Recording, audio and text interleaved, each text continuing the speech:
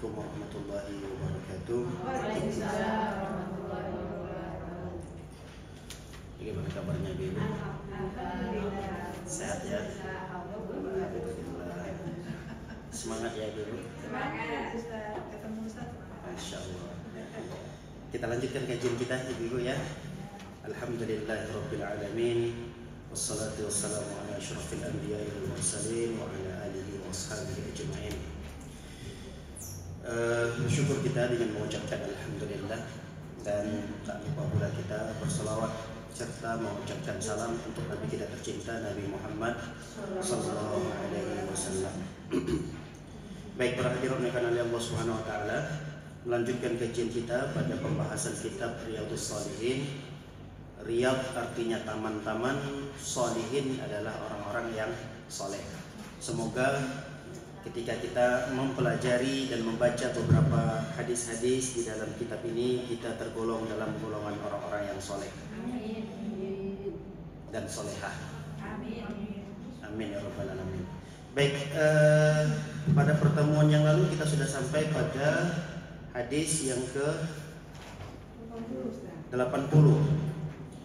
bab tentang yakin dan tawakal ya. Baik, bab yang kita bahas adalah bab yakin dan tawakal. Kemudian masuklah kita pada hadis yang ke-80. Hadis ini diriwayatkan oleh Abu Umarah Al-Barra bin Azib radhiyallahu anhuma. Betul ya Ibu? Hadis nomor 80.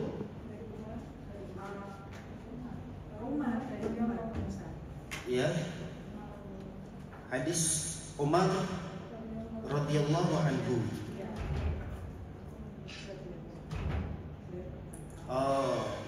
Hadis Umar radhiyallahu anhu, sami'tu Rasulullah sallallahu alaihi wasallam yaqul, "Law annakum tatawakkaluna 'ala Allah haqqa tawakkulihi la razaqakum kama yarzuqut tayr tabdu khimasan wa taruhu bitana." Hadis ini hampir mirip dengan hadis yang pernah juga kita bahas pada hadis-hadis yang sebelumnya. Dan hadis ini menceritakan tentang kuatnya ketawakalan kita kepada Allah Subhanahu wa taala. Kita dianjurkan untuk menguatkan kembali ketawakalan kita, keyakinan kita kepada Allah, sebagaimana kekuatan tawakalnya para buruh. Nah, hadis ini Rasulullah SAW misalkan orang yang benar-benar kuat tawakalnya itu seperti kuatnya tawakal burung. Dimana kalau kita melihat burung di pagi hari, dia tidak takut dengan rizkinya, dia tidak takut dengan kelaparan, dia tidak takut dengan susahnya cari pekerjaan.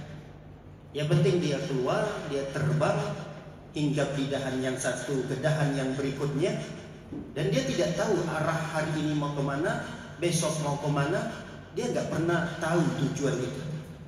Tapi karena tawakalnya kuat, keyakinannya kuat bahwa Allah Subhanahu wa taala akan memberikan dia rizki, maka dia tetap akan berikhtiar, dia tetap akan berusaha, dia tetap akan mencoba untuk mencari rizki Allah Subhanahu wa taala. Makanya Rasulullah SAW dalam hadis ini mengatakan, "Lau annakum tatawakkaluna 'ala Allah", sekiranya kalian memiliki ketawakalan kepada Allah, haqqa tawakkulihi, dengan sebenar-benarnya tawakal, la razaqakum kama yarzuqut tayr, niscaya Allah akan memberikan rezeki kepada kalian sebagaimana Allah memberikan rezeki kepada burung. Pernah kita melihat burung itu susah cari makan? Pernah kita melihat burung itu ngetok-ngetok pintu kita, minta-minta begitu? Pernah lihat? Gak pernah. Dia berusaha terbang sana, terbang sini, keluar di pagi hari. Kata Rasul sallallahu alaihi wasallam, "Tabdu khimasan wa taruhu bitana." Dia pergi di pagi hari, pulang di sore hari. Pergi dalam kondisi perut kosong, pulang dalam kondisi kenyang. Kok bisa seekor burung tawakalnya begitu hebat? Kok bisa seekor burung keyakinannya terhadap rezeki yang Allah berikan kepada dia itu Tidak ada keraguan sedikit pun. Padahal burung itu nggak sekolah, nggak pernah dia melamar pekerjaan, nggak pernah. Tapi nggak pernah dia merasa khawatir dengan rezeki yang Allah Subhanahu Wa Taala berikan. Itulah burung. Kalau kita memiliki ketawakalan yang hebat seperti burung ini, maka harus kita juga tidak perlu khawatir dengan rezeki yang Allah berikan kepada kita. Banyak orang sekarang tidak hanya sekedar takut, galau, bahkan ada yang sampai pada tingkat stres. Bukan karena rezeki Allah yang sedikit. Banyak yang stres sampai bunuh diri, susah cari pekerjaan. Bukan karena rezeki Allah yang sedikit, tapi karena keyakinan mereka yang kurang. Bukan karena bumi Allah yang sempit, tapi karena tawakalnya yang kurang. Coba kalau benar-benar orang itu bertawakal kepada Allah Subhanahu Wa Taala, benar-benar yakin dengan Allah Subhanahu Wa Taala, maka gak ada yang tidak mendapatkan rezeki di dunia ini. Pasti mereka akan mendapatkan rezeki dari Allah Subhanahu Wa Taala. Nah, perlu memang kita mencontoh karakter burung ini, yang tidak pernah ada rasa takut terhadap pembagian rezeki dari Allah Subhanahu Wa Taala. Baik, saya kira ini sudah pernah kita sempat singgung tentang hadis tawakal, dan ketawakalan burung itu jauh lebih hebat dibandingkan ketawakalan manusia. Baik, kita masuk pada hadis yang berikutnya, nomor 80. Hadis an Abi Umarah Al-Barra bin Azib. Kalau saya di kitab saya 81 kali ya. Di kitab ibu di nomor 81. Kalau saya 80. Qala Rasulullah sallallahu alaihi wasallam, Rasulullah sallallahu bersabda, "Ya fulan, idza awaita ila firashika, wahai fulan," kata Nabi sallallahu, apabila kalian hendak pergi ke tempat tidur kalian, ketika kalian ingin istirahat di kasur, di tempat biasa kita beristirahat, rebahan, tiduran, maka ucapkanlah satu zikir, satu doa.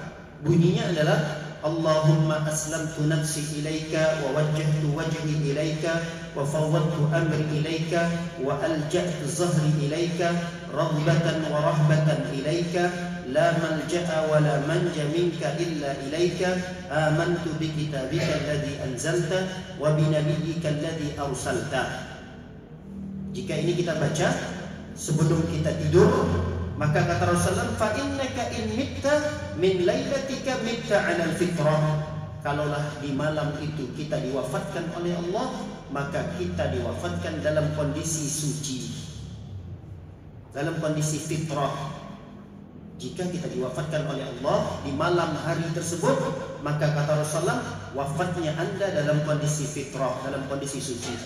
Wa in asbahta asabta khairan. Tapi kalau Allah Subhanahu Wa Taala masih memberikan dan mengizinkan kita untuk hidup, maka kita hidup di pagi hari tersebut dalam kondisi mendapatkan kebaikan. Jadi ini doa diupayakan untuk dibaca sebelum tidur. Ibu kalau tidur yang dibaca diantaranya apa? Zikir-zikir. Itu doa favorit Pak. Kenapa? Ya, banyak kan zikir-zikir sebelum tidur ya. Ada 3 qul huwallahu ahad, baca 3 kali, qul a'udzu birabbil falaq, qul a'udzu birabbin nas, kemudian ayat kursi, kemudian apa lagi yang biasa dibaca? Ayat surat Al-Baqarah, ayat 2 ayat terakhir dari surat Al-Baqarah. Banyak zikir-zikir yang dibaca sebelum tidur. Ada juga membaca subhanallah 33 kali. Itu ada ya. Alhamdulillah 33 kali, Allahu Akbar 34 kali. Nah, itu zikir itu yang dibaca sebelum tidur. Nah, di antaranya zikir yang dibaca sebelum tidur ini, Allahumma aslamtu nafsi ilaika wa wajjahtu wajhi ilaika wa fawwadtu amri ilaika, dan seterusnya. Dan zikir ini Masya Allah, kalau kita baca dalam riwayat yang lain, kata Rasul sallallahu alaihi wasallam, "Idza ataita madja'aka fatawadda wudu'aka lis-shalah." Kata Nabi, kalau kalian mau tidur malam, maka berwuduklah seperti wuduk salat. Berarti kita dianjurkan juga sebelum tidur berwuduk. Karena orang yang tidur dalam kondisi berwuduk, dia akan mendapatkan penjagaan dan perlindungan dari malaikat. Malaikat akan sepanjang malam menjaganya. Jadi bukan bodyguard lagi yang jaga kita. Bodyguardnya siapa? Malaikat. Mana yang lebih kuat? Malaikat atau manusia? Mana yang lebih sakti? Malaikat. Kita kalau dijaga rumah kita sama satpam saja, apalagi satpamnya itu sudah terlatih, kita Masya Allah merasa aman itu di rumah. Jangankan di depan rumah kita yang jaga, di komplek aja, di pintu gerbang utama itu kita ada merasa aman. Ini bayangkan ketika kita tidur, yang jaga kita bukan satpam, yang jaga kita bukan polisi lagi, tapi yang menjaga kita adalah malaikat. Dan malaikat itu selain menjaga kita saat kita tidur, setelah kita terbangun, dia mendoakan kita. Ya Allah, ampunilah dosa si fulan ini. Ya Allah, ampuni dosa si fulan. Bangun tidur, kita didoakan oleh malaikat. Makanya di antara keutamaan orang yang tidur berwudu sebelumnya ini dijaga oleh malaikat. Makanya dianjurkan oleh Rasul SAW, para sahabat ketika itu diperintahkan, kalau kalian mau tidur, kata Rasulullah, wudu seperti wudunya sholat. Summa taji' ala shiqqika al-ayman. Kemudian cara berbaringnya pun dengan menghadap ke apa namanya? Ya, bagian tubuh yang sisi sebelah kanan. Jadi tidurnya menggunakan sisi badan yang sisi sebelah kanannya. Itu diantara sunnah yang dianjurkan oleh Rasul Sallallahu Alaihi Wasallam. Ketika kita iseng, kalau ibu-ibu misalnya iseng mau lihat kenapa sih Rasulullah SAW menganjurkan, memerintahkan para sahabat untuk tidur menggunakan sisi sebelah kanan, itu ternyata dari segi medisnya juga manfaatnya besar. Dari segi medisnya, di zaman itu Rasul nggak tahu karena memang belum ada penelitian secanggih sekarang. Sekarang udah mulai diteliti oleh para ilmuwan kedokteran. Kenapa sih Rasulullah cara tidurnya itu menggunakan anggota tubuh sebelah kanan? Oh, ternyata itu lebih bermanfaat buat lambungnya, buat paru-parunya, buat jantungnya, dibanding kalau kita tidurnya yang menggunakan sisi sebelah kiri. Karena sisi sebelah kiri ini ada jantung di situ, ada lambungnya. Dia kalau ketimpa sama anggota tubuh ini, dia mungkin tidurnya akan lebih lelap, lebih nyenyak, mungkin sampai tidak terbangun lagi sholat subuhnya. Tapi kalau dia tidurnya sisi sebelah kanan, itu dari sisi pernafasannya, kerja jantungnya, lambungnya nggak terlalu capek dan seterusnya. Jadi masih banyak lagi penelitian yang lain yang ditinjau dari segi kedokterannya. Tapi Rasul Shallallahu Alaihi Wasallam ketika itu belum menceritakan tentang hikmah di balik itu. Nabi hanya memerintahkan tidur kalian menggunakan sisi sebelah kanan, kata Rasul Shallallahu Alaihi Wasallam.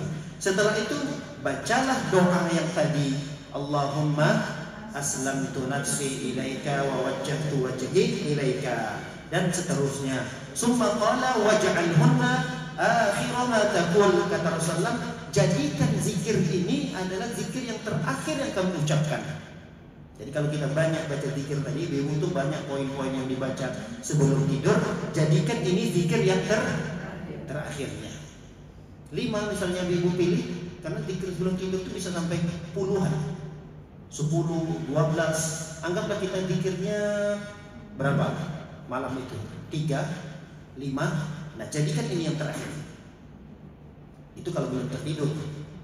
Jangan-jangan baca ayat kursi, habis baca ayat kursi udah tidur duluan kan ya. Belum lagi baca surat yang dianjurkan kan ya. Dianjurkan sebelum tidur itu ada sebagian hadis yang menceritakan Surat apa? Al-Muluk. Kemudian surat Al-Waqi'ah kan ya. Ada di beberapa hadis, tapi sebagian ulama melemahkan itu. Tapi sebagian ulama ada yang mensahihkannya, seperti sebelum tidur baca surat Al-Muluk.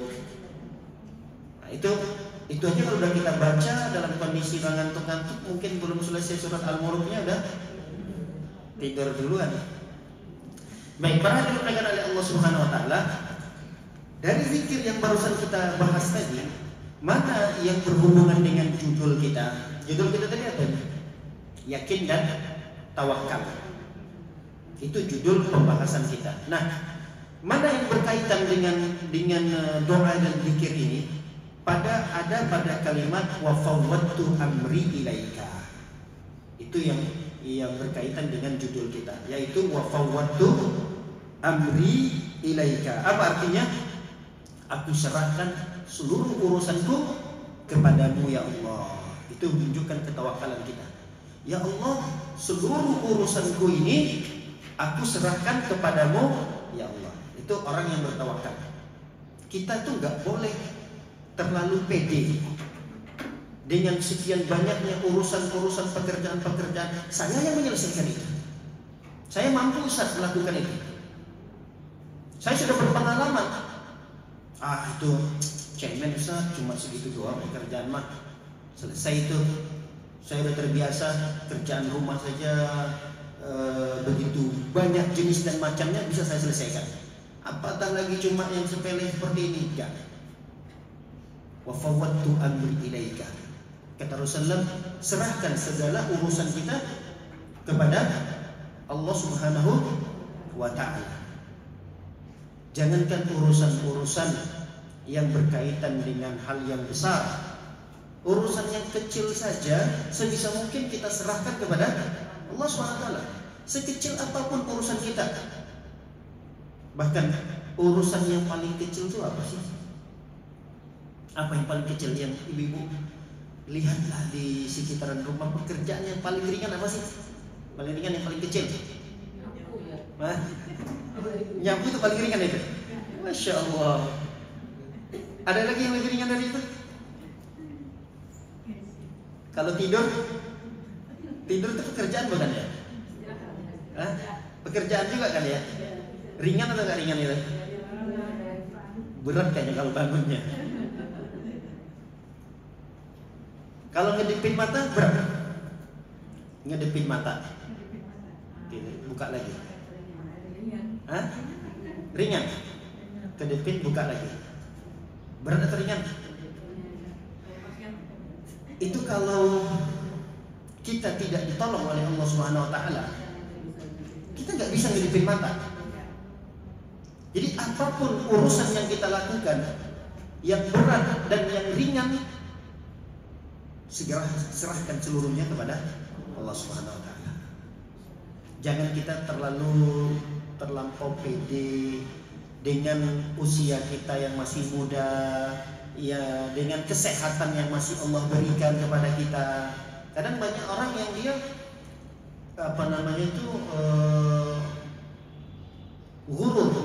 maghrur itu adalah terlalu tertipu, kalau bahasa kita mungkin begitu.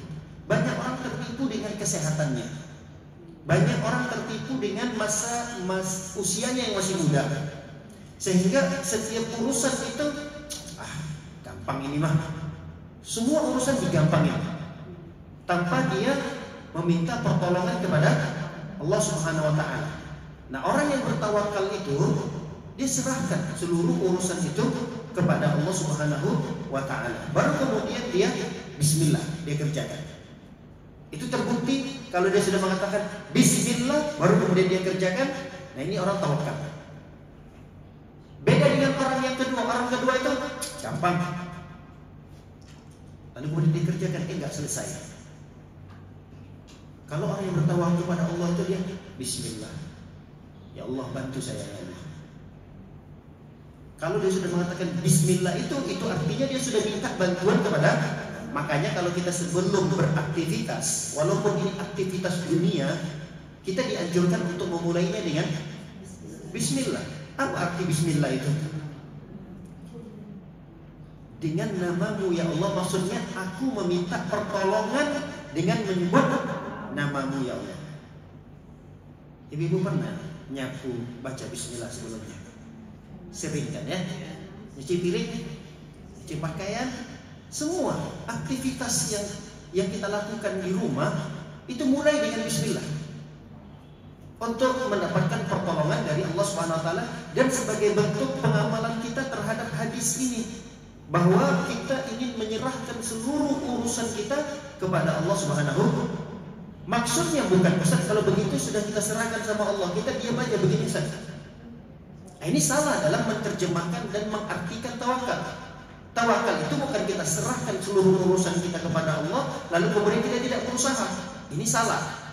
Maksudnya kita serahkan urusan kita kepada Allah, kita minta pertolongan kepadanya, baru kemudian kita lakukan. Kita jalan, kita ikhtiar, kita berusaha. Nah, inilah yang disebut dengan tawakal tadi.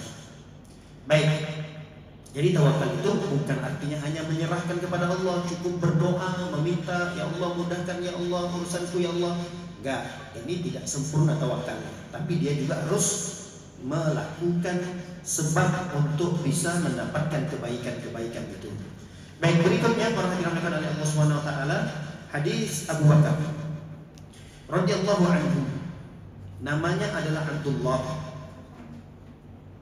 Nama Abu Bakar ini siapa? Sebelumnya udah tahu belum nama Abu Bakar itu Abdullah? Abu Bakar kan kita yang sering kenal kan Abu Bakar kan ya, khalifah yang pertama. Siapa namanya? Abdullah namanya.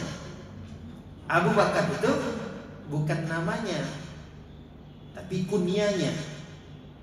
Seperti misalnya kalau kita punya teman namanya Fitri, tapi dia punya anak yang pertama namanya Fatimah.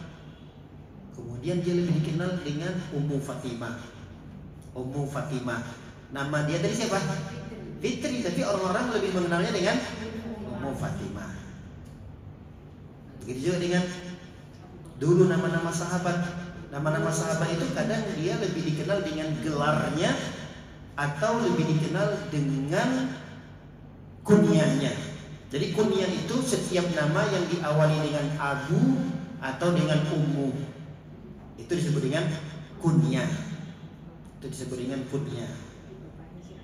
Nah, Abu Bakar ya lebih dikenal dengan Abu Bakarnya, tidak lebih dikenal dengan namanya. Namanya sendiri adalah Abdullah. Nama bapaknya Utsman. Nama bapaknya Utsman. Abdullah bin Utsman bin Amir bin Umar bin Ka'ab bin Sa'ad bin Tayyib bin Murrah bin Ka'ab bin Luwai dan seterusnya. Sukunya Quraisy, suku besarnya Quraisy, dan suku kecilnya adalah Tayyib. Suku kecilnya Tayyib, suku besarnya adalah Quraisy radhiyallahu anhu. Wa huwa wa abuhu wa ummuhu sahabatun. Dia ini maksudnya Abu Bakar, kemudian ayahnya, kemudian ibunya adalah sahabat. Ini jarang ada. Jarang ada anak, bapak dan ayahnya seluruhnya menjadi sahabat Nabi. Maksudnya beriman kepada Nabi. Kadang yang beriman itu anaknya, kedua orang tuanya enggak. Kadang yang beriman itu suaminya, istrinya enggak. Kadang yang beriman itu suami dan istrinya, anaknya enggak. Tapi ini Masya Allah nih, anak, ayah dan ibunya adalah sahabat Nabi Shallallahu Alaihi Wasallam. Beruntung sekali nih Abu Bakar radhiyallahu taala anhu, ayah dan ibunya sahabat. Masya Allah. Baik, radhiyallahu anhum, semoga Allah meridhai mereka semuanya. Qala nazartu ila aqdamil musyrikin wa nahnu fil ghar. Nah, sekarang kita masuk pada cerita Abu Bakar. Abu Bakar bercerita, nazartu ila aqdamil musyrikin. Aku pernah melihat kaki-kakinya orang-orang musyrik. Wa nahnu fil ghar, ketika itu kami berada di dalam gua. Wa hum ala ru'usina, dan mereka berdiri di atas kepala-kepala kami. Fakultu, aku berkata, ya Rasulullah, law anna ahadahum nazara tahta qadamaihi la absarana. Wahai Rasulullah, sekiranya salah seorang di antara mereka melihat ke arah kaki mereka itu, maka niscaya mereka akan melihat kita. Qala, lalu kemudian Nabi mengatakan, "Ma dhannuka ya Abu Bakar bisnaini Allahu salisuhuma?" Kata Rasulullah, "Wahai Abu Bakar, bagaimana keyakinanmu dengan dua orang yang Allah adalah ketiganya?" Ibu, kalau saya bacakan hadis sampai di sini, paham nggak maksudnya? Nah, ini ada hubungannya dengan kisah hijrahnya Nabi Shallallahu Alaihi Wasallam. Ingat kisah hijrahnya Nabi SAW ketika beliau dikejar-kejar oleh orang kafir Quraisy untuk dibunuh, lalu kemudian Nabi Shallallahu Alaihi Wasallam melarikan diri bersama Abu Bakar di satu gunung. Nama gunungnya adalah Gunung Thawr, berada di arah selatan kota Mekah. Gunung itu terletak di arah selatan. Nah, Madinah itu ibu-ibu ada di arah utara. Pertanyaannya, Rasul dan para sahabat hijrahnya ke selatan atau ke utara? Saya ulangi. Ini kota Mekah. Nah, anggap sini kota Madinah. Madinah ini adalah arahnya utaranya kota Mekah, berarti ke utara. Baik. Rasulullah SAW kan mau hijrah dari ini. Hijrahnya kemana? Hijrahnya kemana? Dari Mekah ke Madinah. Madinah tadi itu utara.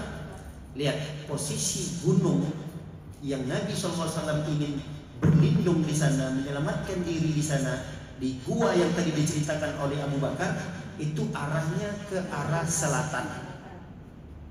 Nama gunungnya tadi Gunung Thawr. Itu gunungnya tinggi terjal. Itulah kecerdasan Nabi SAW. Maksudnya apa? Nabi itu tawakalnya tinggi sekali. Nabi tidak hanya sekedar berdoa, "Ya Allah, selamatkan aku, ya Allah, aku sedang dikejar-kejar oleh orang-orang kafir Quraisy, orang-orang musyrik, aku ingin dibunuh, ya Allah, selamatkan aku, ya Allah."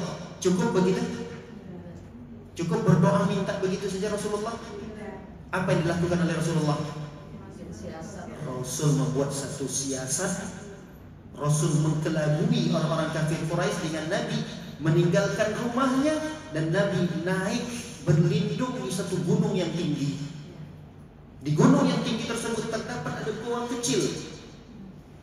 Tapi subhanallah, secerdas itu pun yang sudah dirancang oleh Nabi SAW, tetap masih ada orang-orang kafir Quraisy yang mencari Nabi SAW di gunung tersebut dan di dalam goa itu.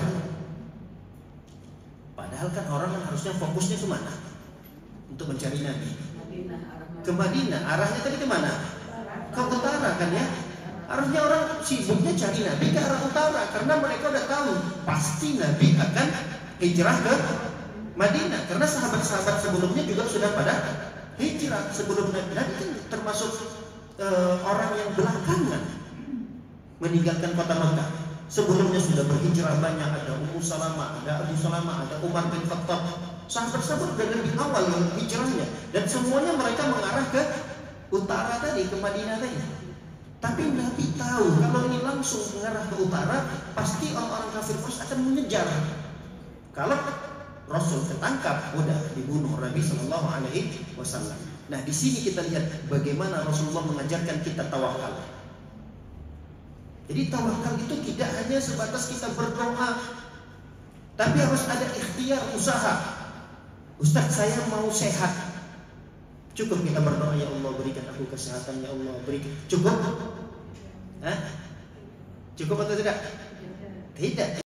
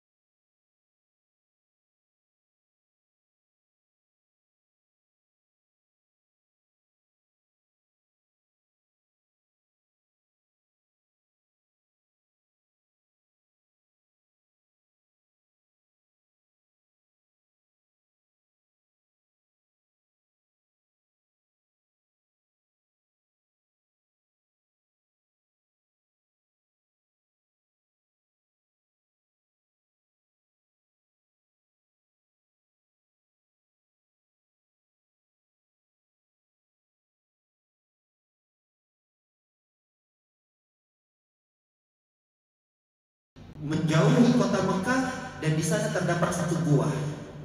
Tapi masya Allah, subhanallah, orang kafir Quraisy masih tetap mencari keberadaan Nabi SAW, dan ada di antara mereka yang sudah sampai sebagaimana yang diceritakan oleh Abu Bakar. Kata Abu Bakar, aku melihat kaki mereka. Berarti kan Rasul dan Abu Bakar di dalam gua ini. Nah, gua ini kecil, sehingga ketika ada orang-orang kafir Quraisy yang sudah berdiri di depan pintu mulut gua itu, Abu Bakar melihat kaki-kaki mereka itu dari dalam gua itu.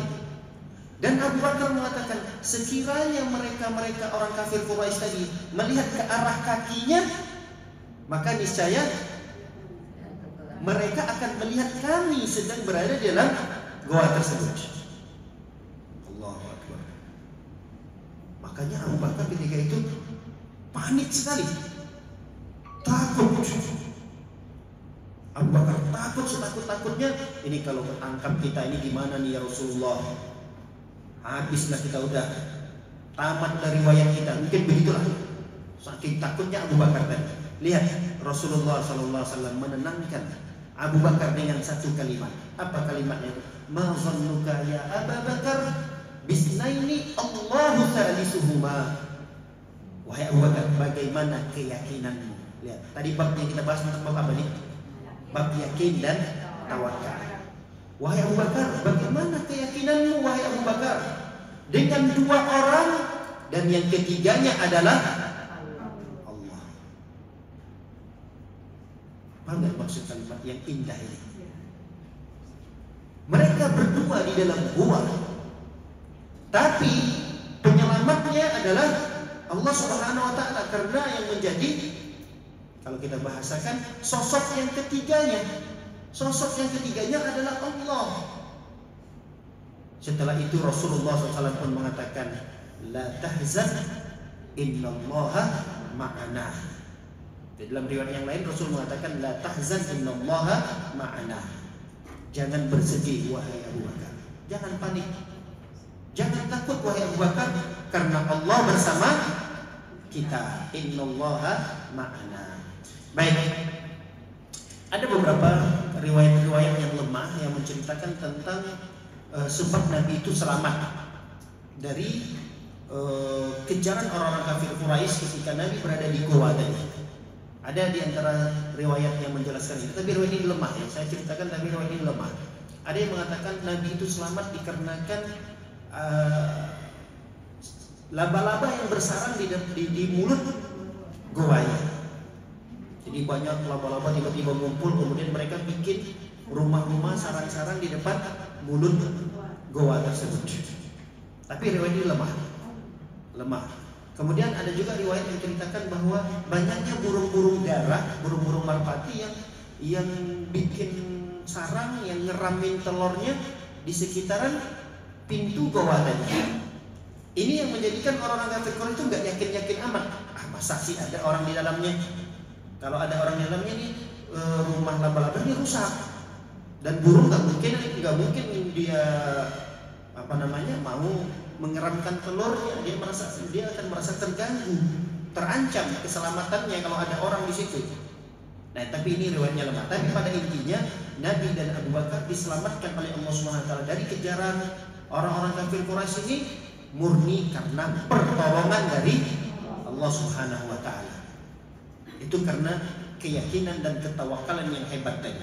Jadi orang kalau dia yakin dan tawakal kepada Allah Subhanahu wa Ta'ala, dia akan diselamatkan oleh Allah Subhanahu wa Ta'ala. Makanya kalau kita keluar rumah jangan lupa bertawakal. Makanya kalau kita mau keluar rumah jangan lupa bertawakal. Salah satu bentuk tawakal kita kepada Allah, jangan lupa kita berdoa keluar rumah. Apa yang bisa kita baca dulu kalau keluar rumah? Bismillah tawakkaltu. Lihat, 'ala Allah la haula wala quwata illa billah. Ini nanti hadis yang terakhir yang akan kita bahas. Tapi sebelum hadis yang terakhir itu kita bahas dulu doa keluar rumah yang ini juga boleh dibaca.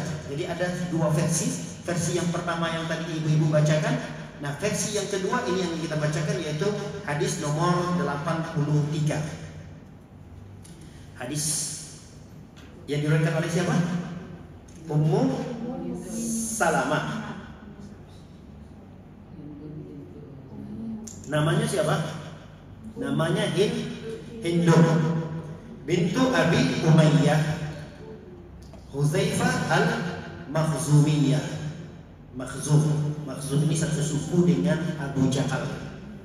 Kalau tadi Abu Bakar sukunya Tayyib. Baik, radhiyallahu anha anna an-nabiy sallallahu alaihi wasallam kana idza kharaja min baitihi. Kata Ummu Salamah ini istri Nabi sallallahu alaihi wasallam. Ya, wajar dia meriwayatkan hadis ini karena beliau sering kali mendengarkan Nabi kalau keluar rumah itu baca zikir ini, baca doa ini. Apa yang dibaca oleh Nabi? Kata Ummu Salamah, kalau Nabi itu keluar dari rumah, Nabi membaca Bismillahi tawakkaltu ala Allah. Allahumma inni a'udzubika an adilla aw udalla aw azilla aw uzalla aw azlim aw uzlam aw ajhal aw yujhal alayya. Kalau yang ini sudah hafal Ibu? Yang ini belum. Kalau yang pertama tadi udah ya, Masya Allah ya. Kalau yang ini bagus ini untuk dihafal nih, Masya Allah. Doanya bagus sekali. Coba kita lihat. Selain Nabi bertawakal kepada Allah, Bismillah tawakkaltu ala Allah. Ya Allah, aku bertawakal kepadamu. Kemudian Nabi berlindung. Allahumma inni a'udzubika an adil au udhal. Ya Allah, aku berlindung kepadamu dari tersesat dan disesatkan. Berlindung dari apa? Dari sesuatu yang mungkin menyesatkan kita atau kita yang disesatkan. Berlindung kepada Allah. Bisa jadi kita keluar itu salah arah, salah jalan. Itu kalau tersesat pada jalan. Bisa jadi yang dimaksud dengan tersesat di sini adalah tersesat dalam beragama, dalam beribadah. Bisa jadi kita keluar rumah, tiba-tiba ada yang mengaku dirinya sebagai nabi dan sakti lagi. Kira-kira ini Ibu percaya atau tidak percaya? Hah? Kalau ada yang mengatakan saya nabi, kalau kalian percaya saya akan berikan 100 juta. Percaya atau tidak percaya? Langsung keluar loh tuh cash, kasih langsung 100 juta. Nih yang percaya sama saya. Bisa jadi iman lagi lemah, butuh uang gitu kan ya. Ekonomi sekarang lagi waduh, lumayan nih pulang-pulang bawa 100 juta. Bisa jadi, wallahu a'lam bishawab. Maka oleh karena itu kita berlindung kepada Allah. Jangankan kita, Rasul saja. Rasul, ada kemungkinan nggak Rasul tersesat? Hah? Bisa nggak Rasulullah SAW dia tersesat dari beragama? Mungkin nggak? Gak mungkin Rasulullah tersesat dalam beragama. Tapi Rasulullah SAW tetap nih membaca ini. Kemudian yang kedua, au azil au uzal. Apa artinya? Dari yang tergelincir atau digelincirkan. Maksudnya apa? Melakukan kemaksiatan atau orang yang mengajak kita untuk bermaksiat. Kita berlindung kepada Allah. Bisa jadi kita keluar karena kita tidak baca doa keluar rumah. Keluar rumah kita ternyata tergelincir. Tergelincir itu bukan maknanya kita jatuh kemudian patahlah tangan. Tidak sebatas itu. Tergelincir di sini adalah tergelincir dalam perkara penyimpangan dan melanggar nilai-nilai agama Islam. Keluar rumah bertemu sama teman, nongkronglah sama teman, asik nongkrong. Ngapain biasanya? Ngobrol. Obrolan yang paling asik itu tentang apa? Hah? Obrolan paling asik sama teman itu, cobalah diingat-ingatlah. Bisa tuh lama banget tuh ngobrolnya. Bisa nggak kita ngobrol yang lama itu tentang membahas bagaimana tata cara sholat sama teman gitu? Ada ngobrol sama teman, diskusi masalah apa? Pembahasan bagaimana cara mengeluarkan zakat ya. Saya begini. Ada nggak ngobrol sama teman begitu-begitu? Paling ngobrol begitu sampai 5 menit doang. Diskusi agamanya. Sisanya 2 jam setelahnya ngapain? Ngobrolin orang. Gosip, ngerumpi, itu enak banget. Tapi ada orang yang Masya Allah dia tidak tergoda dengan begitu-begituan. Kenapa? Karena sebelumnya dia baca doa, An azilla au uzal. Ya Allah, aku berlindung kepadamu dari ketergelinciran atau orang lain yang menggelincirkanku. Bisa jadi kita memang niatnya keluar rumah itu enggak ingin menghibah, enggak. Tapi karena kondisi lingkungan tadi, kondisi teman tadi yang membuat kita tergelincir, itu pun kita juga berlindung kepada Allah. Au azlim, yang ketiga, au azlim au uzlam alaih. Au azlim au uzlam. Azlim itu maksudnya adalah aku terzalimi, teraniaya, atau aku yang menganiaya. Itu juga kita berlindung kepada Allah. Maksudnya apa? Ya Allah, lindungi aku dari menganiaya orang atau aku yang dianiaya. Aku yang menzalimi orang atau aku yang dizalimi. Itu yang kita berlindung. Jangan sampai kita keluar rumah itu kita yang menzalimi orang atau na'udzubillah kita dizalimi. Bisa jadi kadang-kadang kita itu menzalimi orang. Bisa atau tidak kalau keluar rumah menzalimi orang? Bisa. Sen kanan beloknya Enggak mesti ibu mah itu mah. Tapi seringnya gitu kan ya. Ini kira-kira perbuatan zalim enggak nih kalau merugikan orang lain? Ini perbuatan zalim. Tapi kalau kita baca doa tadi, bisa jadi Allah SWT jaga kita, terhindar kita dari perbuatan zalim, mengambil hak orang lain. Mengambil hak orang lain itu tidak mesti harta orang lain diambil. Hak orang lain itu misalnya dalam penggunaan jalan. Tiba-tiba kita nyalip orang, ngambil jalan orang gitu. Dari sana orang kaget. Ini kan kita menzalimi orang. Karena kaget orang karena kita nyalip begini tadi, orang akhirnya menghindar, dia jatuh. Kita menzalimi orang.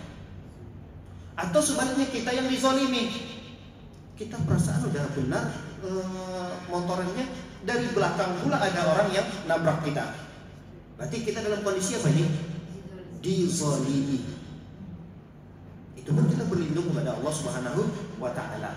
Kemudian au ajhal au yujhal alayya, ini yang keempat. Aku juga berlindung ya Allah dari kebodohan atau yang dibodohin orang gitu. Maksudnya apa ya? Berbuat bodoh. Berbuat bodoh itu kayak teriak-teriak gak jelas. Teriak-teriak jelas. Hal-hal yang tidak bermanfaat yang dia lakukan keluar rumah.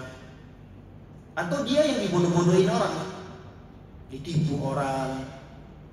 Nah, ini juga kita berlindung kepada Allah Subhanahu wa taala. Baik, ini zikir keluar rumah yang pertama. Nah, coba kita lihat zikir keluar rumah yang kedua. Itu ada di nomor hadis berapa? 84 ya. Nomor hadis 84. Hadis Anas radhiyallahu anhu. Beliau berkata, Rasulullah SAW bersabda, "Man qala ya'ni idza kharaja min baitihi bismillah tawakkaltu 'ala Allah wala haula wala quwwata illa billah." Siapa orang yang keluar rumah lalu kemudian dia membaca, "Aku bertawakal dengan menyebut namamu ya Allah, aku bertawakal."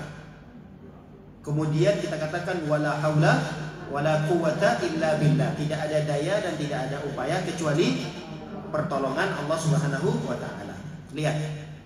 Kalau ini kita baca ibu saat keluar rumah, ada yang akan menyeru. Akan ada yang menyeru kita keluar rumah, bismillah tawakkaltu 'ala Allah la haula wala quwwata illa billah. Nah, setelah itu ada yang menyeru. Apa kalimat yang bunyi daripada seruan itu? Hudita wa kufita wa wuqita wa tanaha anhu syaitan. Ada yang menyeru satu kalimat. Bunyi kalimatnya adalah engkau mendapatkan petunjuk, engkau diberikan kecukupan, dan engkau akan dilindungi dan dijaga. Dan setan akan menjauhimu. Masya Allah. Kalimatnya sederhana, cuma baca bismillah, tawakkaltu, la haula wala quwata illa billah. Tapi kalimat ini tidak bisa kita remehkan. Kenapa? Kalimat inilah yang akan memberikan petunjuk kepada kita. Orang kalau baca ini, dia tidak tersesat. Bisa jadi dia tersesat menempuh jalan yang dia akan tuju, tidak tersesat dalam dia beragama, atau yang kedua wakufita, dan engkau akan diberikan kecukupan. Tujuan kita keluar rumah tadi kan pasti ada tujuannya kan ya.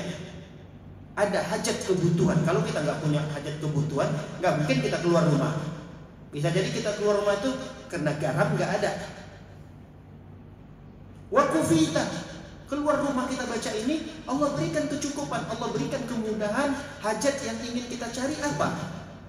Coba kalau kita tidak baca doa ini, bisa jadi barang yang sepele yang tidak ada di rumah, tapi karena kita nggak baca doa ini, ternyata cari warung sini habis. Orang terdekat rumah, cari warung yang agak lebih dekat dari rumah lagi, habis juga.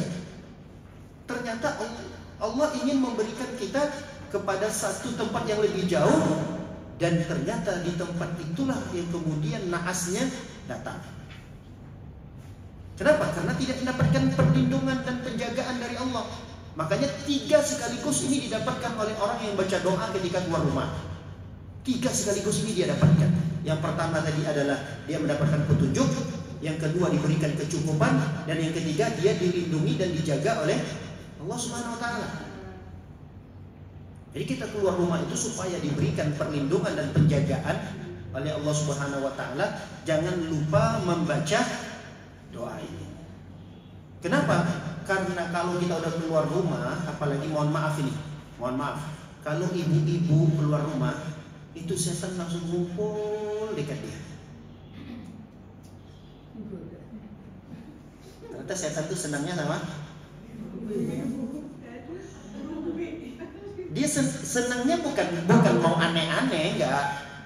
Dia senangnya sama ibu-ibu keluar rumah itu, dia akan ingin menghiasi ibu-ibu itu, sehingga kalau dia keluar rumah, ibu-ibu itu tampil lebih bagus, lebih indah, lebih menawan di mata para laki-laki yang di luar sana. Jadi tergodalah para laki-laki tadi. Itu biasanya begitu. Tapi kalau seorang perempuan keluar rumah baca doa ini, setan jangan kata untuk menggoda, dekat saja nggak bisa. Setan itu akan menghindar. Keluar bismillah tawakkaltu ala Allah wala haula wala quwata illa billah, setan akan lari, pergi. Tidak mau mendekat dengan orang yang baca doa tadi itu. Masya Allah. Baik. Hadis ini diriwayatkan oleh Abu Dawud dan Tirmidzi, An-Nasa'i, kemudian dalam riwayat yang lain, yakni syaitan pun berkata, apa komentar setan kepada setan yang lainnya. Jadi ketika ada orang yang baca doa ini, itu ternyata setan langsung berkomentar. Karena dia udah mulai dekat nih, walah ini ibu baca doa dia keluar rumah. Jadi apa kata setan yang dengerin tadi itu? Dia informasikan kepada teman-temannya setan yang lain, kaifalaka bi rajulin qad hudiya wa kufiya wa wuqiya. Apa artinya? Gimana kalian mau mengganggu orang ini? Sedangkan orang ini sudah diberikan petunjuk, diberikan kecukupan, dan dilindungi, dijaga oleh Allah Subhanahu wa taala. Maka setan udah gak bisa berbuat apa-apa lagi. Setan itu tidak hanya ada di luar rumah, di dalam rumah pun ada. Tapi biasanya setan di luar rumah itu akan benar-benar menanti dan menunggu kita saat keluar rumah itu, ditunggu betul sama setan itu. Tapi ketika kita baca zikir dan doa ini, hilang harapan mereka udah untuk menyesatkan kita, hilang harapan mereka untuk mengganggu kita. Kenapa? Karena kita sudah diberikan perlindungan oleh Allah Subhanahu wa taala. Jadi ini penting ibu-ibu yang dimuliakan oleh Allah SWT, doa ini supaya kita mendapatkan penjagaan dan perlindungan dari Allah Subhanahu wa taala. Baik, hadis terakhir dari bab ini ada di nomor 85, hadis Anas radhiyallahu anhu, beliau berkata, "Kana akhwani ala ahdi Nabi sallallahu alaihi wasallam wa kana ahaduhuma ya'ti an-nabiyya sallallahu alaihi wasallam." Kata Anas bercerita, ada dua orang yang bersaudara di masa Nabi. Salah satu di antaranya pernah curhat kepada Nabi, datang ke Nabi dan curhat. Wal akhar yahtarifu, dan yang satunya lagi dia selalu bekerja. Yang satunya selalu rajin datang ke Nabi itu, tidak maksudnya curhat begitu aja enggak, tapi dia datang ke Nabi itu belajar maksudnya. Baik, kami ulangi lagi. Jadi di zaman Nabi itu ada dua orang yang bersaudara. Salah satunya sering datang ke Nabi buat belajar, ikut kajian bersama Nabi, duduk di masjid, Nabi menyampaikan hadis dia dengar. Nah, saudaranya yang kedua sibuk kerja. Jadi waktunya itu lebih banyak untuk bekerja dibandingkan untuk belajar. Ada kecemburuan dong. Saudara saya waktunya lebih banyak untuk belajar. Waktu saya lebih banyak untuk bekerja. Untuk belajar itu sedikit sekali waktu saya. Cemburu. Ngadulah orang yang sahabat yang tadi dia lebih banyak waktunya di luar untuk bekerja. Cemburu karena pengen juga belajar. Cemburu, datang ke Rasul sallallahu alaihi wasallam ngadu. Lalu kemudian Nabi menasihati orang yang cemburu tadi. Apa kata Nabi sallallahu alaihi wasallam? La'allaka turzaqu bihi. Kata Nabi sallallahu alaihi wasallam, bisa jadi kamu diberikan rezeki oleh Allah karena saudaramu yang belajar itu. Jadi jangan itu dijadikan suatu bahan untuk diirikan, dicemburuin gitu. Jadi kamu sekarang ini dapat pekerjaan, kamu mendapatkan rezeki dari Allah, bisa jadi rezekimu yang kamu dapatkan sekarang ini melalui sebab karena saudaramu ini yang belajar agama. Maksudnya apa? Maksudnya orang yang belajar agama itu dia akan diberikan kemudahan oleh Allah untuk mendapatkan rezeki. Ini yang disebut dengan tawakal. Jadi tawakal itu bisa jadi dengan cara belajar agama.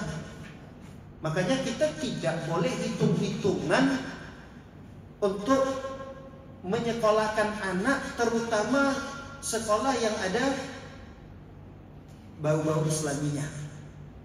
Tapi mahal Ustaz dibandingkan dengan sekolah negeri, misalnya begitu. Sekolah negeri gratis, kalau sekolah swasta yang sekolah Islam terpadu lah, sekolah Islam plus lah, sekolah Islam ini itu mahal-mahal Ustaz. Uang daftarnya aja sampai 30 juta, 40 juta.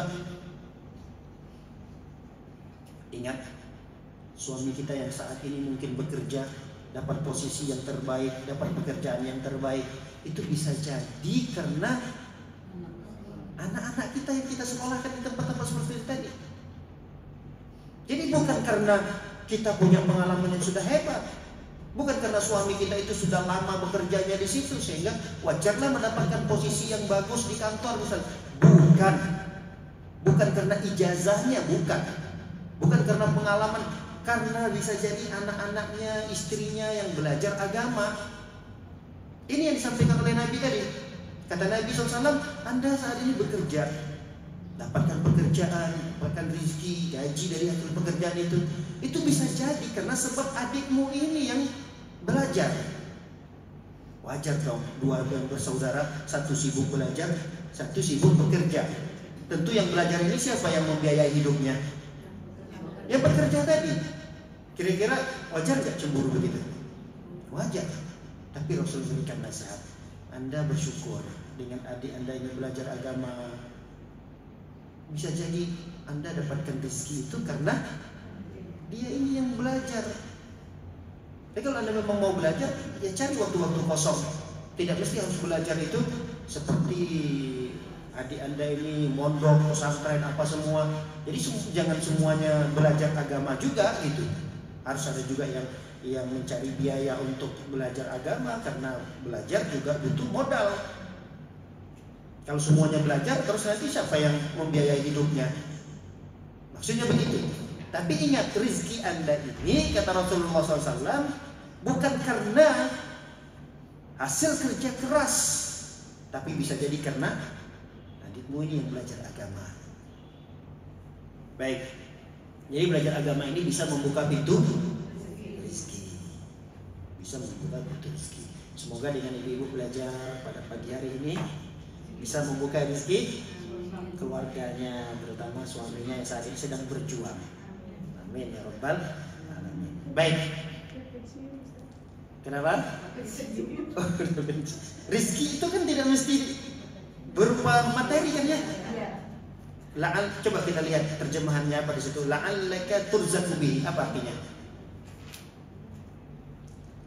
Jawaban Rasulullah ketika ada orang, ada sahabatnya tadi yang curhat tadi. Apa jawaban Rasulullah di situ?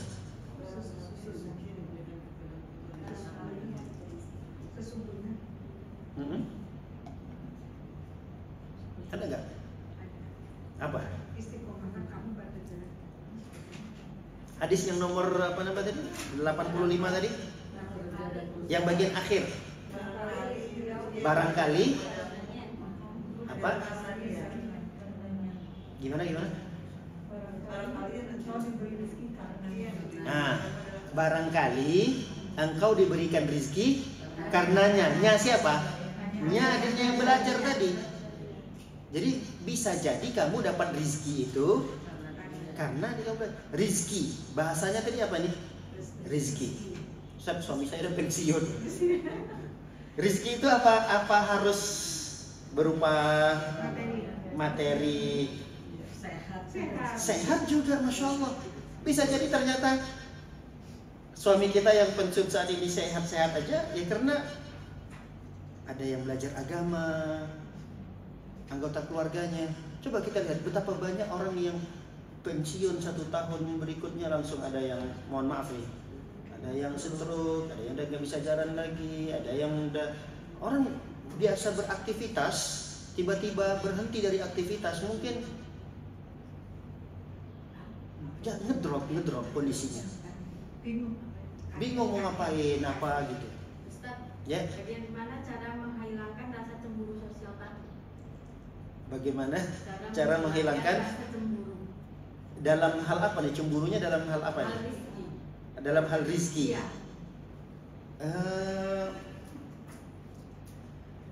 Kita cemburunya kepada orang lain atau kepada saudara kita tadi nih? Cemburu kepada orang gitu. Iya. Kalau cemburunya kepada orang, ini nggak boleh. Kita harus mengerti bahwa masing-masing kita itu sudah ditakar rizkinya oleh Allah Subhanahu Wa Taala. Tapi kalau tadi kita yang sahabat tadi cemburu ini, dia cemburunya dalam satu kebaikan. Jadi boleh orang cemburunya dalam kebaikan. Contoh, saya cemburu sekali sama ibu itu. Kenapa? Dia rajin sekali bersedekahnya. Sedangkan saya mau sedekah apa ya? Boleh nggak cemburu begitu? Boleh, nggak apa-apa. Nah, yang saya maksud cemburu di sini ini adalah cemburu dalam kebaikan. Dia cemburu kepada adiknya karena adiknya tadi apa?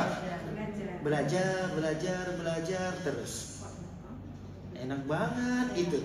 Sedangkan saya waktu saya habis di luar, nggak sempat mau belajar sama Rasulullah. Jadi hal yang seperti ini tidak apa-apa. Orang cemburu. Saya cemburu banget dengan tetangga saya itu. Hampir tiap hari dia ada aja kajian-kajian yang dia hadiri. Saya kadang ngaji seminggu 2 kali, seminggu sekali, sebulan sekali, gitu kan ya. Boleh nggak cemburu begitu? Hah? Boleh, tidak mengapa, bagus cemburu seperti ini. Yang nggak boleh itu cemburu terhadap nikmat yang Allah berikan kepada orang lain. Cemburu, tidak suka kenikmatan itu ada pada orang lain. Itu yang nggak boleh. Tetangga beli mobil baru, Dia yang masuk IGD. Pusing sendiri dia. Ini yang nggak boleh. Bahkan yang lebih parah daripada itu adalah dia berusaha, dia memikirkan gimana caranya nikmat itu bisa hilang pada orang lain. Itu lebih parah lagi, lebih dahsyat lagi tuh. Tidak hanya sekedar dia benci kepada kenikmatan itu ada pada orang lain, tapi dia memikirkan dan mencoba untuk merenungi gimana caranya ya supaya nikmat itu tidak ada pada orang ini. Nah, itu lebih berbahaya lagi. Ini disebut dengan hasad dengki tadi ini, yang tingkatnya udah lebih parah. Makanya kita selalu berlindung kepada Allah dalam surat Al-Falaq ya. Qul a'udzu birabbil falaq min syarri ma khalaq, di ayat yang terakhirnya itu. Wa min syarri ghasikin idza wa min syarri naffatsati fil wa min syarri hasidin idza hasad. Karena berbahaya. Perbuatan hasad itu berbahaya. Iya. Jadi kita berlindung dari orang-orang yang hasad kepada kita. Orang kalau udah hasad kepada kita itu, dia sudah pada tingkat sampai berada pada tingkat dia berani dan nekat, itu bisa mencelakakan kita. Bisa sampai mencelakai kita. Kalau dia sudah sampai hasadnya tingkatnya itu udah nekat kali. Nah itu berbahaya. Nah, kita berlindung kepada Allah, wa min syarri hasidin idza hasad. Dan yang seperti ini yang kita nggak boleh hasad. Terkait dengan rizki pemberian Allah kepada orang lain, ya ngapain sih kita perlu hasad? Bisa jadi Allah kalau berikan kita rizki yang sama seperti orang itu, kita nggak bisa ngaji, kita nggak bisa beribadah pada Allah, karena Allah tahu kadar dan takarannya. Ini kalau diberikan kepada kita, mudaratnya, bahayanya lebih besar. Udah kita husnuzan kepada Allah, berbaik sangka kepada Allah Subhanahu wa ta'ala. Tapi kalau kita tidak berbaik sangka sama Allah dengan mengatakan, kok dia sih yang diberikan oleh Allah, kan yang harusnya lebih pantas saya sholat 5 waktu gak pernah tinggal, sholat tahajud gak pernah tinggal, puasa sunnah pernah tinggal, sedangkan dia tuh sholatnya gak pernah. Kok bisa ya dia punya mobil baru, kenapa kok gak saya yang dikasih? Nah ini akhirnya apa? Kufur kita, kufur nikmat. Nah itu bahaya. Husnuzan kita hilang sama Allah. Yang ada apa? Kita berburuk sangka sama Allah Subhanahu wa ta'ala. Dan nikmat yang Allah berikan sama kita itu jadi lupa kita. Kenapa? Karena kita melihat nikmat orang lain, padahal di kita itu juga banyak nikmat yang Allah berikan. Kan gitu kan ya?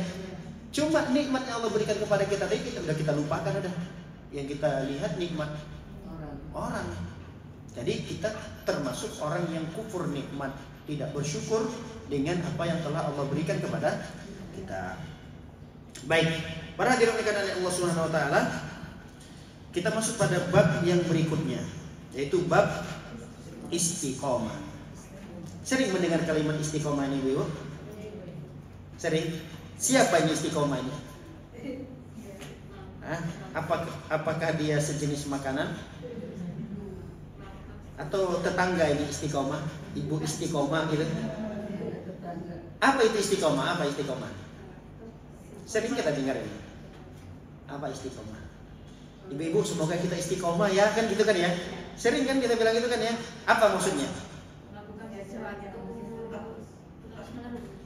Melakukan sesuatu terus menerus. Masya Allah. Hah? Murojaah. Istiqomah dalam murojaahnya gitu. Masya Allah. Baik, istiqomah ini kalau kita terjemahkan adalah senantiasa teguh. Senantiasa teguh di atas ketaatan kepada Allah. Nah itulah istiqomah. Senantiasa teguh di atas ketaatan kepada Allah Subhanahu wa ta'ala. Banyak definisi istiqomah ini didefinisikan oleh para ulama. Ada yang mengatakan istiqomah itu adalah beragama dengan tidak menambah-nambahinnya dan tidak mengurang-nguranginya. Itu juga istiqomah. Jadi kita beragama tidak kita rubah-rubah itu cara kita beragamanya, tidak kita tambah-tambahin, juga tidak kita kurang-kurangin.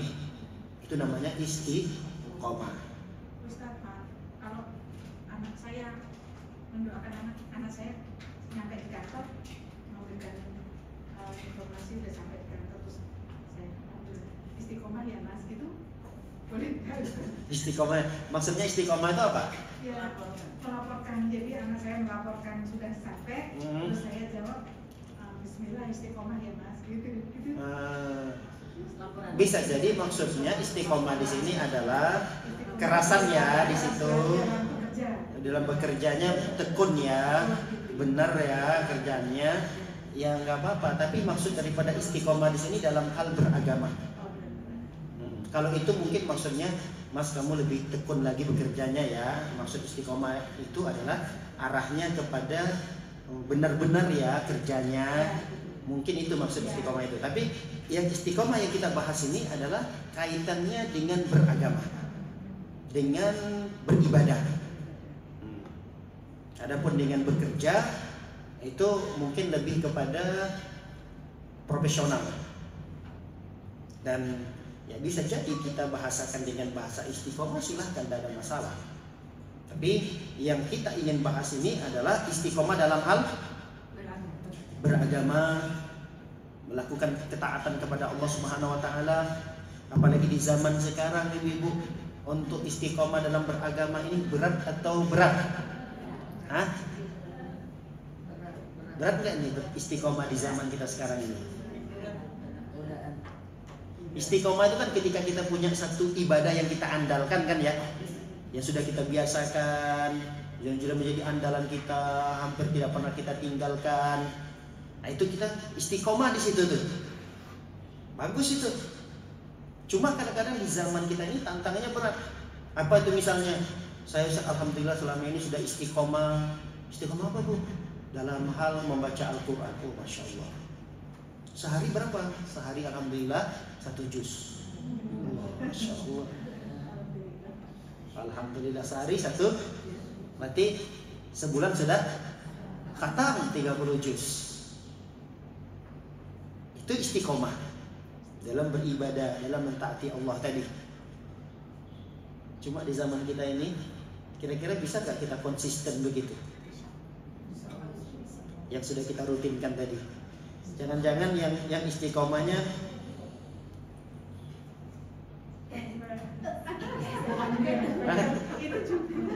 istiqomahnya apa? YouTubean, istiqomahnya malah Facebookan, malah istiqomahnya TikTokan. Nah, zaman sekarang ini apa orang istiqomahnya? Istiqomahnya adalah postingnya katanya gitu. Kontennya. Kita istiqomah ya. Kalau hal-hal seperti itu Masya Allah orang saling menyemangatin. Tapi dalam hal kebaikan itu sedikit sekali yang memberikan motivasi dan memberikan semangat kepada kita. Nah inilah istiqomah. Jadi kalau orang yang sudah beristiqomah dalam beragama begini, berat, tapi dia mendapatkan pahala yang begitu besar.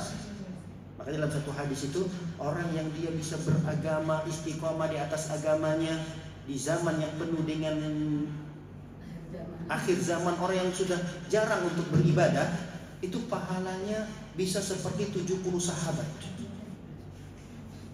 Sahabat Nabi SAW. Tahu kan sahabat Nabi kan ya? Ada yang meragukan kesolehan sahabat Nabi? Orang soleh semua sahabat-sahabat Nabi. Sahabat Nabi itu beribadah, bersedekah. Itu sedekah mereka mungkin 10.000 rupiah. Ini misalnya ya. 10.000 rupiah sedekah mereka itu belum bisa kita tandingi dengan kita mungkin sedekah 100 juta. Saking hebatnya dulu para sahabat-sahabat itu. Sedikit amalan mereka, apalagi amalan yang besar.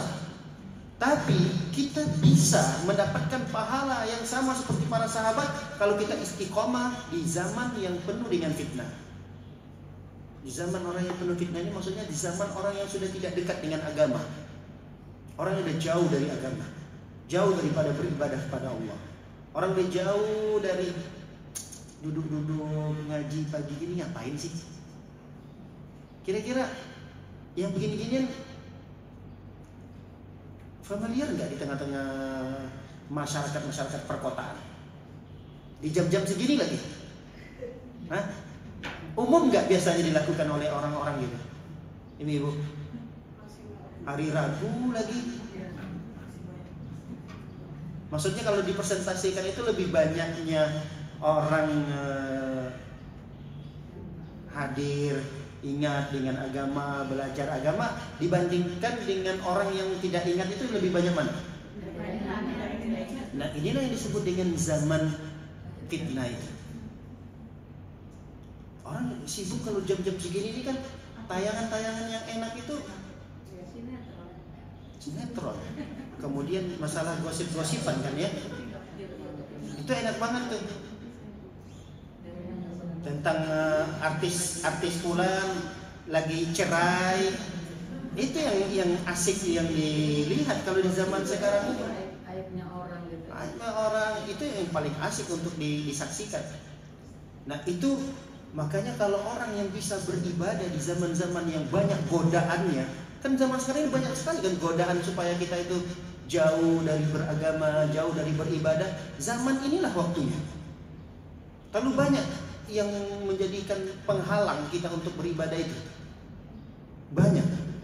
1000 macam alasan untuk menghalangi kita untuk beribadah, untuk istiqomah. Bukan 1-2 penghalangnya.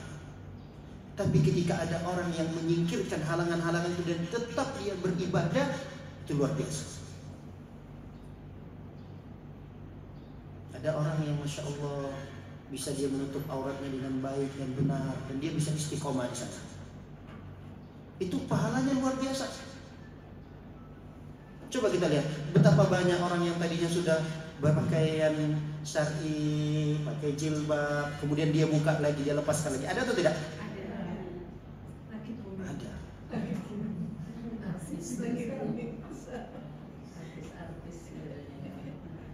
Ada, ternyata ada. Nah, oleh karena itu keistiqomahan ini perlu dan dibutuhkan. Makanya Allah SWT memberikan motivasi kepada kita, ibu yang dimuliakan oleh Allah SWT. Apa kata Allah? Innal ladzina qalu rabbunallahu tsumma istaqamu tatanazzalu alaihimul malaika. Kata Allah Subhanahu wa taala, sesungguhnya orang-orang yang dia mengatakan bahwa Tuhanku adalah Allah, kemudian dia beristiqomah. Tadi istiqomah tadi apa? Senantiasa teguh di atas ketaatan kepada Allah. Tapi harus disertai dengan iman, dengan akidah yang baik. Itu penting. Makanya ayat ini mengatakan qalu rabbunallah. Setelah dia mengatakan bahwa Tuhanku, Tuhan kami adalah Allah. Setelah dia mengatakan Tuhan kami adalah Allah, kemudian dia beristiqomah. Kemudian apa keutamaan yang didapatkannya? Tatanazzala alaihimul malaikah. Maka malaikat akan turun kepada mereka. Malaikat kalau sudah turun kepada orang-orang yang istiqomah, dia membawa azab atau membawa rahmat? Dia membawa rahmat. Turun para malaikat kepada orang-orang yang istiqomah ini. Lalu kemudian malaikat itu akan berkata, apa ucapan malaikat yang turun tadi ini kepada orang-orang yang istiqomah ini? Mereka mengatakan, alla takhafu wa la tahzanu. Apa artinya?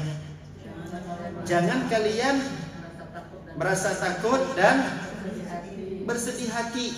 Itu yang diucapkan oleh malaikat menghibur kita di zaman yang penuh dengan sulit untuk istiqomah ini. Kata malaikat itu turun, alla takhafu wa la tahzanu. Jangan kalian takut, jangan kalian bersedih hati.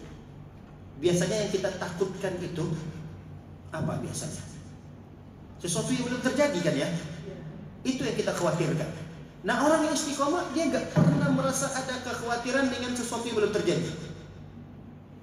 Kita itu kadang-kadang dihantui oleh sesuatu yang belum terjadi, sesuatu yang mungkin menjadi masa depan anak saya gimana ya, masa depan nanti kami ini gimana ya, kalau suami nanti udah sampai pada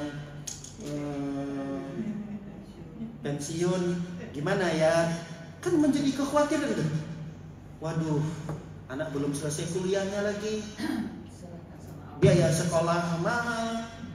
Terus dia pikirkan sampai sakit, sampai kurus lah badannya, sakit, susah pikirannya. Sudahlah capek dia bekerja dengan pekerjaan rumahnya, dicapekkan lagi dengan dia memikirkan sesuatu yang belum terjadi. Tapi orang yang istiqomah, dia nggak pernah menjadikan sesuatu hal yang menyiksa dirinya tentang sesuatu yang belum terjadi. Kenapa? Karena malaikat mengatakan, Allah takhafu. Jangan khawatir, jangan usah ditakutkan masa depan. Wala tahzanu. Apalagi tadi, wala tahzanu itu. Dan jangan bersedih. Bersedih itu biasanya sesuatu yang belum terjadi atau sudah terjadi. Yang sesuatu yang kita sedihkan itu biasanya sudah terjadi atau sebelum terjadi? Sudah terjadi. Sesuatu yang kita khawatirkan itu sebelum terjadi. Jadi yang membuat kita ini kadang tersiksa batin kita terlalu bersedih hati, bahkan terlalu berlebihan kesedihannya, mengingat masa lalu. Orang yang kita cintai meninggal dunia, orang yang ini, harta yang kita sukai diambil oleh Allah, usaha kita yang mulai berjalan ternyata bangkrut. Itu kan orang sedih itu. Sedih. Kata Allah Subhanahu wa taala di dalam ayat ini tadi, orang yang istiqomah ya ada sedih-sedihnya. Dia paling mengatakan kalau musibah turun kepadanya, dia mengatakan innalillahi wa inna ilaihi rajiun. Dia menangis, bersedih wajar, tapi tidak sampai membuat dirinya menderita. Apalagi sudah kejadian itu sudah berlalu jauh panjang. Ada orang yang dia masya Allah udah 5 tahun yang lalu masih bersedih sampai sekarang, sampai dia tidak bisa berbuat apa-apa. Dikit-dikit nangis, sedih, kemudian daya tahan tubuhnya berkurang, masuk rumah sakit. Apa namanya sekarang? Depresi sekarang, lebih parah lagi penyakitnya. Sampai pada tingkat stres kan ya. Itu bisa jadi karena memikirkan itu, mikirkan masa yang akan datang, kemudian bersedih dengan masa yang bisa jadi depresi tadi. Tapi orang yang istiqomah enggak, ngapain saya mikir, mending saya sholat, mending saya baca Quran, mending saya istiqomah ngaji, mending saya ibadah ini, ibadah itu.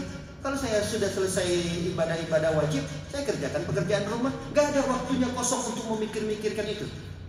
Gak ada waktunya kosong untuk melamun, menghayal apa besok ini, gimana bulan depan, tahun depan, 10 tahun lagi, kalau kondisi negara kayak gini. Negara dia yang mikirin. Emang dia siapa sih mikirin negara gitu? Udah biarin aja, presiden ada menteri-menterinya, dia di rumah stres gini. Kalau kondisi negara saat ini aja udah begini, gimana lagi nanti 10 tahun ya?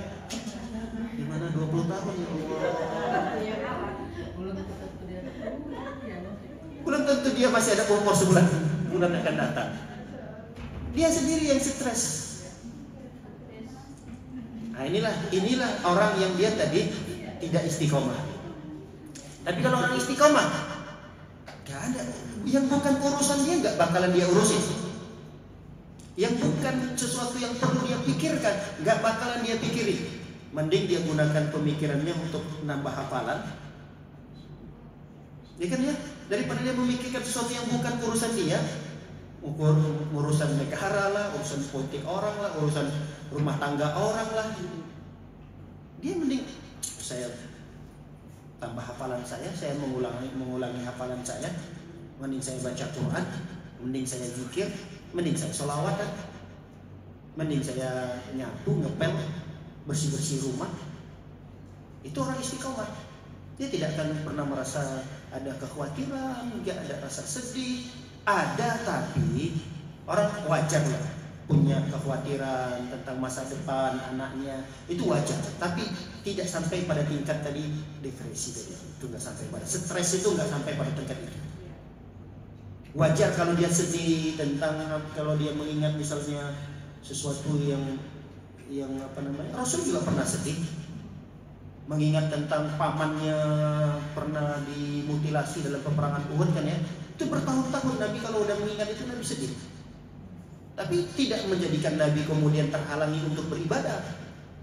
Tidak lupa kemudian Nabi untuk baca Quran, untuk sholat. Tidak menghalangi Nabi SAW untuk istiqomah. Nah yang kita ingin ingatkan di sini adalah orang yang sudah sampai pada tingkat dia lalai kepada ketaatan dan ibadah. Nah ini yang berbahaya. Baik. Kemudian yang ketiga, wa abshiru bil jannati allati kuntum tu'adun.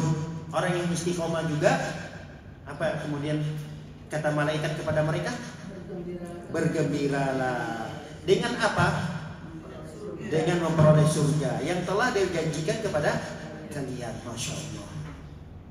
Ini ada di surat apa ini? Ada di surat Fussilat ayat yang ke 30 sampai 32. 32 kan ya? 30 sampai 32. Fussilat ayat yang ke 30 sampai 32. Jadi orang istiqomah itu malaikat turun kepadanya, malaikat mengatakan kalian jangan takut, jangan khawatir, jangan sedih dan bergembiralah. Mesti kita bergembira. Dengan apa? Dengan memperoleh surga yang telah dijanjikan oleh Allah. Buat siapa tadi ini? Buat orang-orang yang istiqomah. Tidak sampai di situ. Nahnu awliya'ukum kata malaikat fil hayatid dunya wa fil akhirah. Apa kata malaikat lagi? Kami ini wali-wali kalian kata malaikat. Kami pelindung, kami penolong. Kurang apa lagi? Kalau sudah kita dijanjikan oleh Allah bahwa malaikat-malaikat yang turun tadi itu sebagai pelindung dan penolong, apa kita perlu ada sesuatu yang kita khawatirkan lagi? Harusnya nggak ada. Ibu-ibu kalau sudah dijaga ketat sama pengawal-pengawal keluar rumah, kira-kira ada sesuatu yang ditakutkan lagi? Hah? Nggak ada. Sekarang aja kita keluar rumah nggak ada pengawal juga, aman-aman aja rasanya. Apalagi, masya Allah kita keluar itu didampingi oleh pengawal, kayaknya kita itu dispesialkan sekali gitu. Kemana-kemana kita tuh udah merasa aman. Lihat, yang menjamin penolong dan yang akan memberikan rasa keamanan tadi itu adalah malaikat. Malaikat mengatakan nahnu awliya'ukum. Kalau di sana terjemahkan aulia ini apa? Kami adalah pelindung, penolong. Kami di sini siapa ini? Para malaikat tadi. Jadi para malaikat itu sebagai penolong bagi pelindung bagi orang-orang yang istiqomah ini. Di mana? Di dunia dan di akhirat. Kemudian walakum fiha ma tashtahi anfusukum walakum fiha ma tad'un. Dan kalian mendapatkan di dalam surga itu apa yang kalian inginkan dan apa yang kalian minta. Masya Allah. Ini buat siapa tadi ini? Orang yang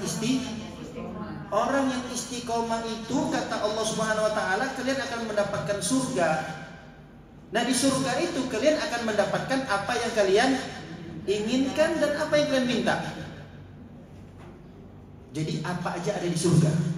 Jangan takut. Ustaz, ada nggak di surga itu apa biasanya? Kalau ibu sih inginkan apa sih? Kalau di surga itu? Kalau di dunia lah, di dunia. Kalau di surga dulu, di dunia. Hah? Istana. Ada di surga.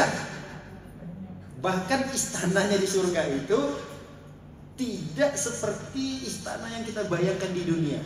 Jauh berbeda.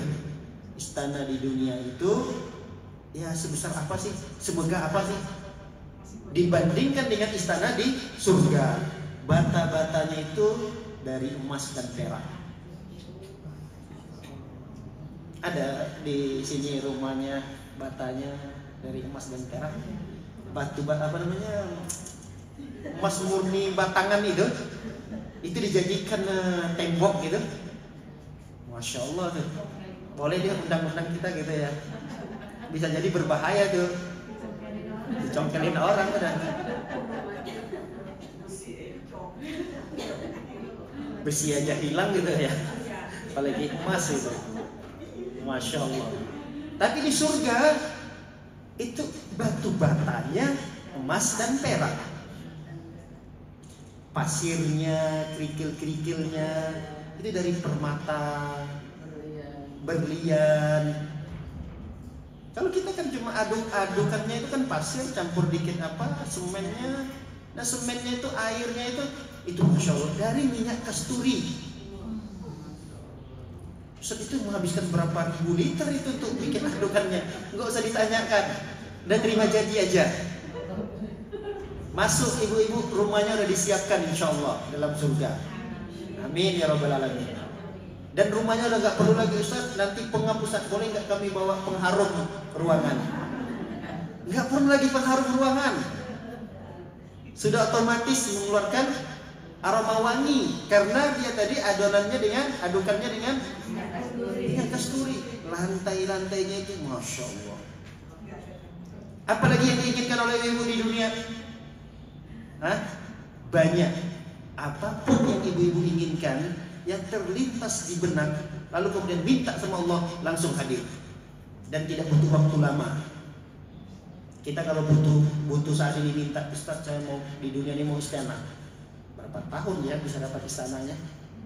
Kalau di surga, saya mau istana, langsung ada. Saya mau ini, mau makanan ini, langsung ada. Dan gak perlu repot-repot lagi, kita harus masak dulu. Ada dapurnya gak dari rumahnya Ustaz? Gak ada lagi dapur-dapuran. Langsung jadi. Apa yang diminta langsung jadi, langsung hadir. Dan habis langsung bersih. Gak usah lagi repot lagi beres-beres, nyuci-nyuci piring lagi. Udah gak ada lagi gitu-gitu. Tinggal bersenang, nikmatin aja udah. Gak usah mikirin lagi istananya kok besar-besar itu saat nanti kami capek dong ngempel-ngempelnya, nyapunya. Ya Allah, masih mikirin kerjaan rumah ternyata dibawa sampai ke surga gitu. Jangankan kerjaan rumah, ibadah aja nanti ibu udah gak usah lagi. Udah gak usah ngaji-ngaji gini lagi. Gak usah sholat lagi, udah gak ada sholat. Udah gak ada ngaji, udah gak ada sholat, udah gak ada puasa. Makan terus tapi keluar juga gak usah. Gak ada. Nah, tambah gemuk dong itu hari ini. Gak ada yang kotor-kotor di surga. Jangankan kotoran begitu, dahak, ludah itu gak ada. Ingus itu kan kotor tuh kan. Gak ada orang flu nanti di surga. Gak ada. Terus kalau kita makan, dia jadi keringat. Apa yang kita makan itu jadi keringat. Dan keringatnya itu mengeluarkan aroma wangi. Kalau di dunia kalau keringat bau apa? Ya udah gitulah. Baik ibu karena waktu yang membatasi kita, insya Allah kita akan lanjutkan pada pertemuan berikutnya. Wassalamualaikum warahmatullahi wabarakatuh. Ada yang ditanya ibu? Silakan. Beragama dengan tidak menambah-nambahkan dan maksudnya itu menambahkan apa yang tadi ibadah yang kita lakukan. Yang sudah nggak maksudnya menambah-nambahin itu di luar sunnah dan Al-Quran atau gimana? Iya, jadi ibadah ini kan sudah dicontohkan oleh Rasul sebenarnya, sudah ada keterangannya. Sudah ada keterangan. Kita tinggal mencontoh aja, mencontek apa yang dilakukan oleh Rasulullah. Sholat duha ada, sudah ada sholawat, ada diajarkan Nabi. Ada apa lagi? Semua ibadah dalam agama ini sudah diajarkan oleh Nabi SAW. Udah kita tinggal istiqomah beribadah dengan ibadah yang dulu pernah dilakukan oleh Nabi. Kalau yang menambah-nambahkan di luar dengan ada apa itu termasuk berarti tidak istiqomah? Enggak istiqomah, walaupun dia beribadah, tapi ibadah yang dia lakukan itu adalah satu ibadah yang dia tambah sendiri. Berarti sia-sia itu. Sia-sia, nggak ada gunanya. Makanya istiqomah itu adalah tidak merubah, tidak menambah, dan tidak mengurangi. Ya. 4 rakaat sholat zuhur dikurangi jadi 2. Sholat subuh 2 rakaat ditambahin jadi 4. Nah, ini namanya merubah atau menambah atau mengurangi. Nah, kalau kita bisa beribadah dengan ibadah yang diajarkan Rasulullah, ini disebut dengan istiqomah juga. Itu. Wallahu a'lam bishawab. Baik, cukup ya. Ya, terakhir. Kalau ini saya poin nomor 2 di hadis 180 itu yang ramai ya. Iya. Ini seruan untuk memperbaharui janji kepada Allah setiap malam dan memperkuat iman yang mencapai ustaz. Memperbaharui janji kepada Allah maksudnya seperti apa? Yang di mana tadi Bu? Hadis ke-80. Hadis 80 Itu yang lama Ustaz. tentang doa sebelum tidur tadi bukan? Tawakal dulu. Iya Bu ya. Yang 80 itu Bu.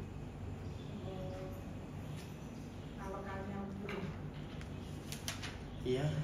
Pertanyaannya tentang apa tadi? Poin nomor 2 pelajaran hadisnya itu. Pelajaran hadisnya. Oh, di situ ada pelajaran hadisnya.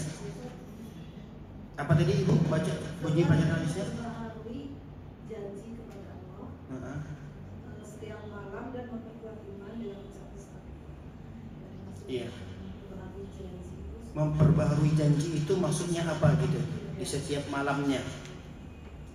Nah, kita kan punya janji kepada Allah Subhanahu wa taala, yaitu tujuan daripada hidup kita.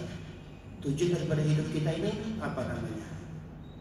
Ya, kita diciptakan oleh Allah untuk beribadah. Itu janji kita. Dan kita berjanji kepada Allah bahwa Dialah Tuhan kita. Kita berjanji bahwa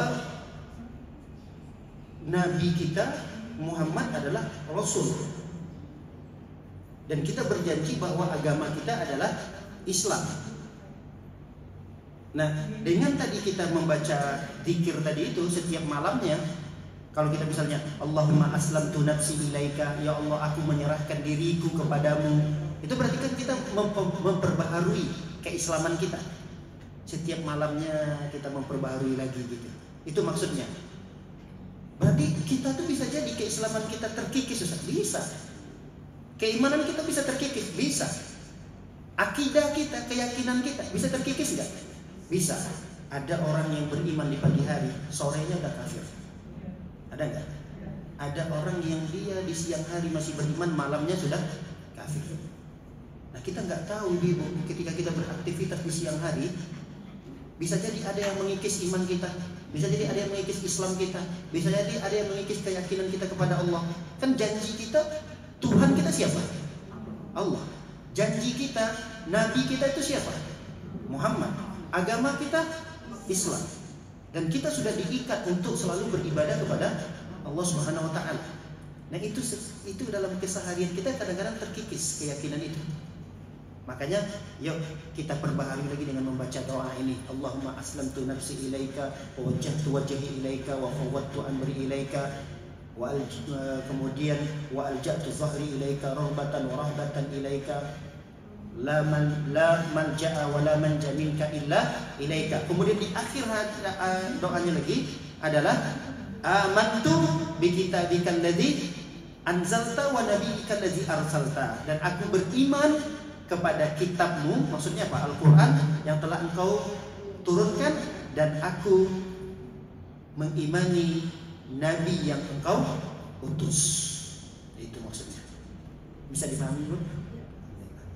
Baik, demikian ya kajian kita. Wassalamualaikum warahmatullahi wabarakatuh. Subhanakallahumma wa bihamdika asyhadu an la ilaha illa anta astaghfiruka wa atubu ilaik. Assalamualaikum warahmatullahi wabarakatuh.